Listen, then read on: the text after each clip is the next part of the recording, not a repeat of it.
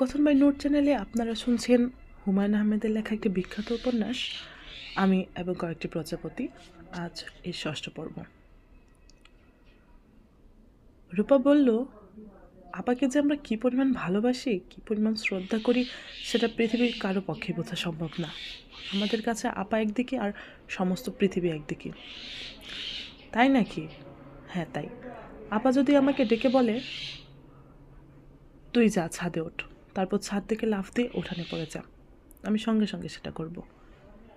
তোমার আপা যদি বলে, একটা কাজ কর, গ্লাসে ইঁদুর মারা বিষ মিশিয়ে শরবত বানা, তারপর এই শরবত তোর স্বামীকে খেতে দে, তুমি দেবে? দস্তা হতাশ চোখে আমার দিকে তাকিয়ে দীর্ঘ নিঃশ্বাস ফেলল। তার মনে হয় শ্বাসকষ্ট শুরু হয়ে যাচ্ছে। হাঁ করে নিঃশ্বাস নিচ্ছে, কপালে ঘাম। আমি বললাম, তুমি এরকম ভাব করছো যেন সত্যি সত্যি তোমার আপা তোমাকে ইঁদুর মারা